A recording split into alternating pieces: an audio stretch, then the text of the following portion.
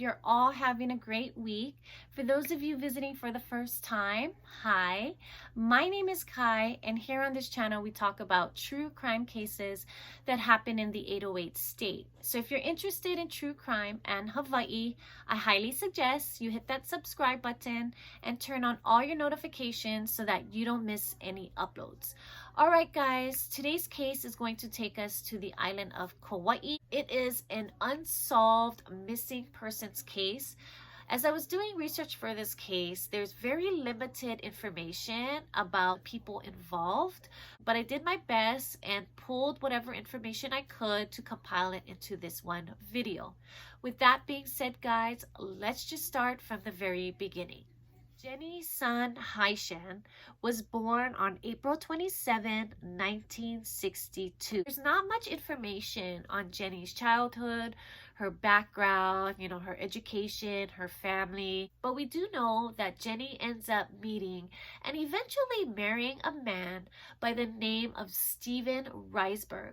Now, Stephen was a new doctor at the New England Medical Center. Jenny and Stephen got married in 1989, 1990, around that time, and they both lived in Boston, Massachusetts. On or around August 27, 1990, Jenny and Stephen decide to take a hiking trip in the Grand Teton National Park. The Teton Range is located in the northwestern part of Wyoming. Well, this is the area that Jenny and Stephen decided to go hiking in.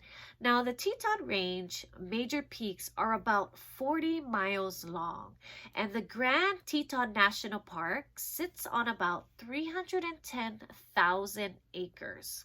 After Jenny and Stephen went on this amazing hiking trip, they decided to go to San Francisco and visit a friend.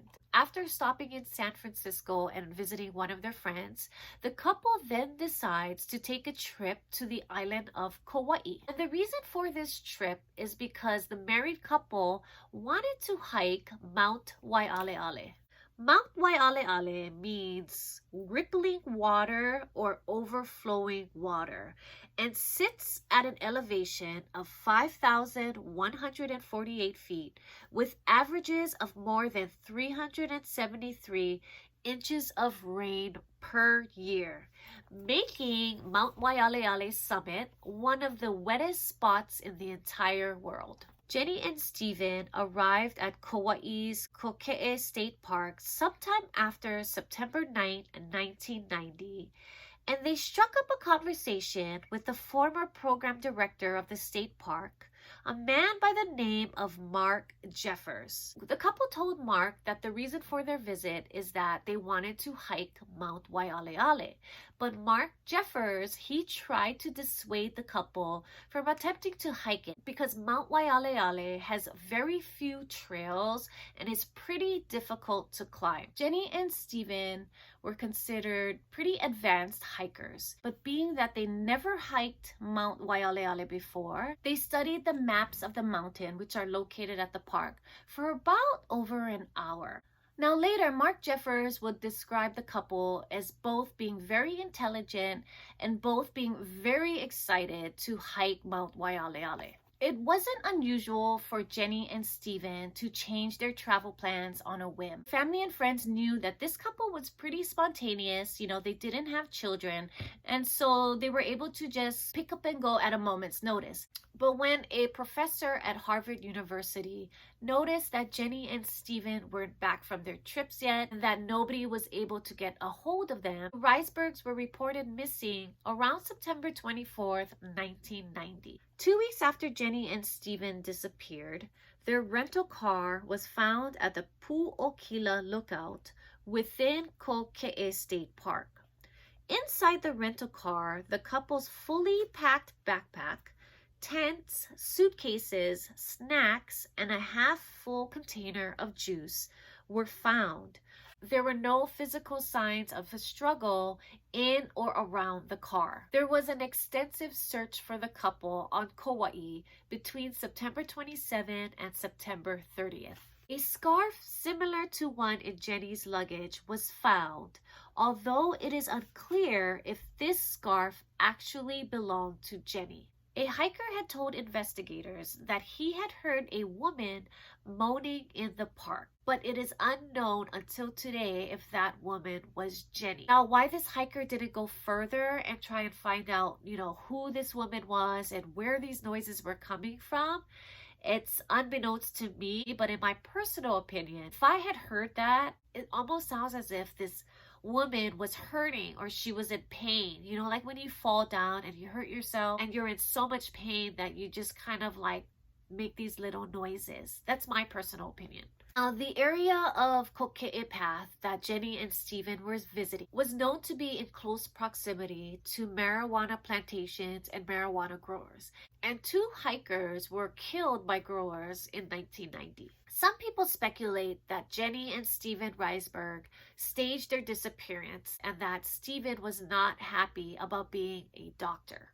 But apparently, this isn't true, as Stephen was very, very happy about being a doctor at the New England Medical Center. Mark Jeffers, who was the program director at the time of their disappearance, was the last known person to see Jenny and Stephen alive. Later in 1990, a memorial service was held for the couple in Massachusetts, even though investigators and police do not know if Jenny and Stephen were met with foul play or if they had an accident. Many of the Reisbergs' family and friends are still confused until today as to what happened to Jenny and Stephen.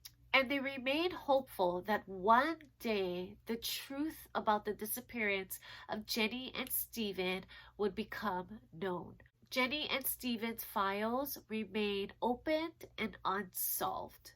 If you have any information about the disappearance of Jenny and Stephen Reisberg, please contact your local police department or the Kauai Police Department at 808-246-8300. Jenny Reisberg was born on April 27, 1962. She stands at 5'6" and weighs 115 pounds.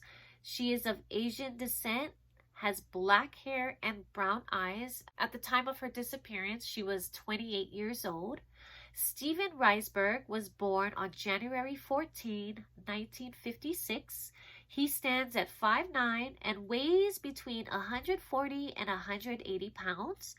Stephen is Caucasian. He has brown hair and blue eyes. And at the time of his disappearance, he was 34 years old.